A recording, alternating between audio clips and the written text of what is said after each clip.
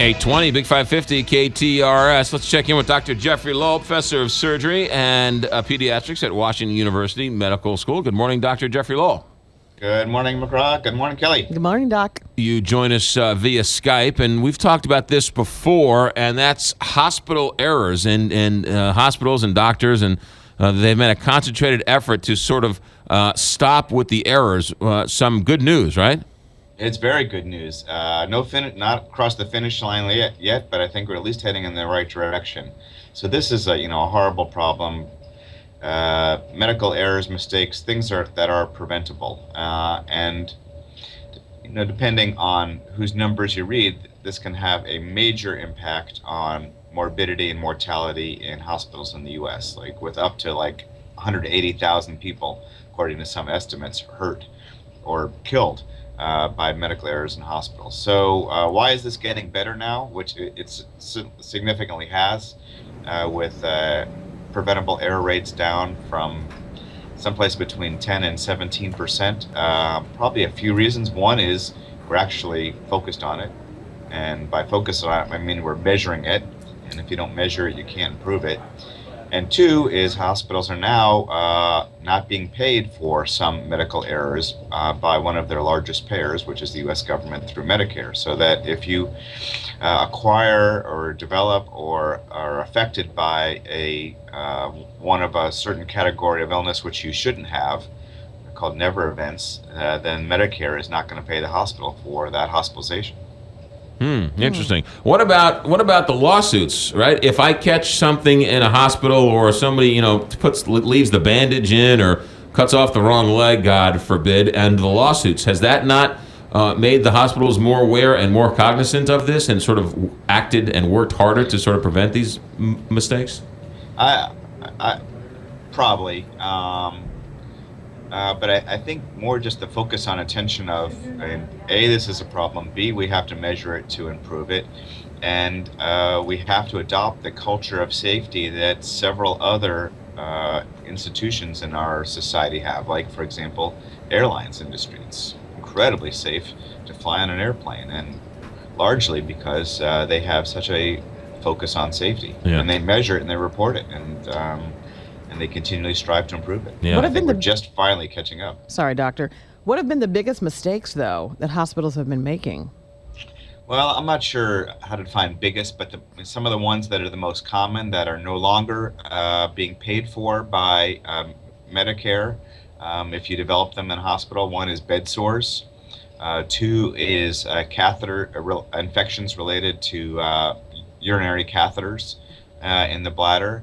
And some wrong drug, giving the wrong patient the wrong drug at the wrong time, or a drug that the person's allergic to. Interesting. All right, good.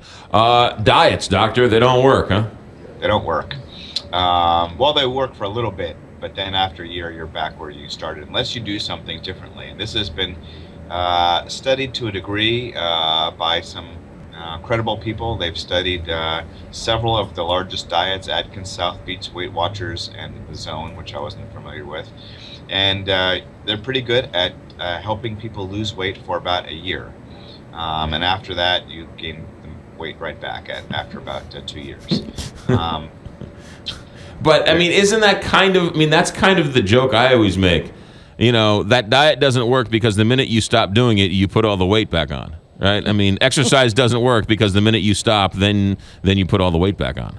It's hard. You need to have true, no kidding, lifestyle change. Right. Where you do both, where you change how you eat. Now, there are other advantages of these diets because people who are diabetic, there may be have diabetes that's easier to control, and there may be some short-term effects on benefiting risk for heart disease and things like this. But you really need the whole package. You really need to change your lifestyle, which includes eating smarter and providing exercise in your schedule each week. Yeah. And it just amazes me. They make millions of dollars off people. Oh yeah, big time, big time. And they work short term.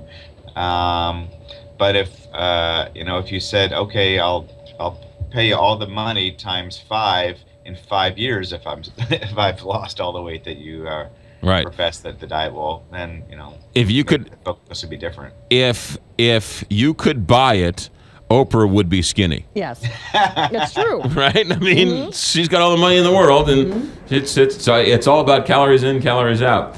Well, I think one thing that is going to help now is starting to actually put how many calories something has in it on menus, especially in fast food places. I agree. Because, I think if you provide the data to people and tell somebody that this one hamburger has 1,500 calories, and that's your calories for the whole day, maybe they'll think twice. go for the salad. Yeah. Yeah. It is a stark when I go to New York, and you're in New York and you're at Yankee Stadium, and you're getting a hot dog and it says whatever 2,000 calories. You're like, all right, never mind. That's a whole day. Yeah, exactly. I'm really not going to enjoy this hot dog the way I should. Or maybe you'll have one a month as opposed to one a day. Right. Yeah. What's this story about? They're listening to the son's heart through the chest. What's this story? This is a really nice story of where a organ donor's family got to meet one of the recipients of one of the organs that was transplanted. And these stories make the press every now and then, but they're really, really very emotional, really great stories where after a year or so, there's a connection that's made between a donor family and one of the recipients, and this recipient family got to hear the beating heart of the patient was a heart donor, and they got to hear the beating heart of the recipient of their family member's donation. So it's a really nice. As a world-class transplant surgeon, can you explain why they don't like the recipient to know who gave the organ in the first place? Well, there's privacy issues. That's the main reason. So the general guideline is sort of after a year, after all of the emotions have perhaps settled, at least to a degree, the option is given to the donor and recipient family. If they want to make a connection, then either one. That happens usually through the organ procurement organization. They'll have the opportunity to make that connection, but it's primarily for privacy issues. Yes, interesting. Dr. Jeffrey Lowell, you're the best, and you're with us every Wednesday, professor of pediatrics and surgery at Washington University. Be safe. We'll talk to you next Wednesday. And take care. Bye, McCraw. You got it. Take care. Dr. Jeffrey Lowell via Skype, which is kind of a neat. Remember when just a few months ago, we were Skyping with him We were Djibouti. Skyping from Djibouti City, Djibouti.